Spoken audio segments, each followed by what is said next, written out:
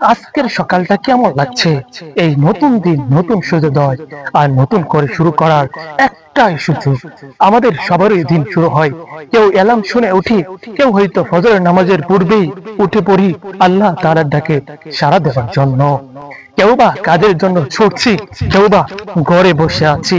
কিন্তু আজ আমি আপনাদের সাথে এমন একটা বিষয় নিয়ে কথা বলতে চাই, যে আমাদের এই সাধারণ সকালগুলোকে অসাধারণ করে তুলতে পারে।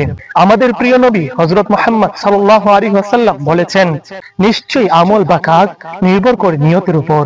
এই একটি ছোট্ট বাক্য, কিন্তু এর গভীরতা অনেক। আমরা সারাদিন যা কিছুই করি না কেন, তার পিছনে আমাদের নিয়ত কি, সেটা সবচেয়ে গুরুত্বপূর্ণ। হয়তো একটা ছোট কাজ যা আমাদের চোখে সামান্য মনে হতে পারে, কিন্তু যদি সেটার পিছনে আমাদের নিয়ত ভালো থাকে, তাহলে তা আল্লাহ তাআলার কাছে অনেক বড় হয়ে যায়।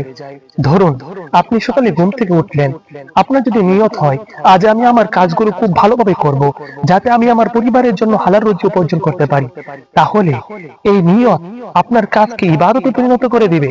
অথবা আপনি হয়তো কাউকে সাহায্য করছেন, আপনি ভাবছেন আমি এই কাজটা শুধু করছি আল্লাহর সন্তুষ্টির জন্য, যাতে আল্লাহ আমার উপর খুশি হন।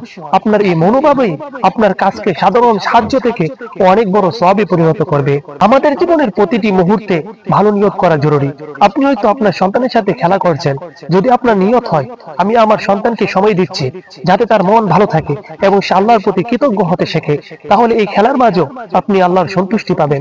আপনি হয়তো ঘর পরিষ্কার পরিচ্ছন্ন করছেন, যদি নিয়ত করেন আমি আমার ঘরকে সুন্দর ও পরিষ্কার রাখছি, কারণ পরিচ্ছন্নতা ঈমানের অঙ্গ, তাহলে এই কাজটাও ইবাদত হয়ে যাবে। ভালো নিয়ত আমাদের মনকে প্রশান্ত করে।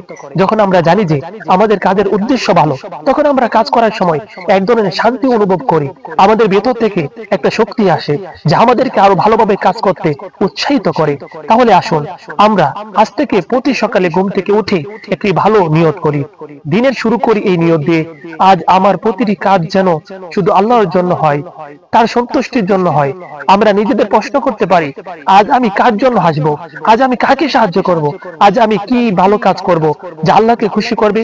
যখন আপনি ভালো নিয়ত করবেন, তখন দেখবেন আপনার দিনটি কত সুন্দর ও বরকতময় হয়ে ওঠে।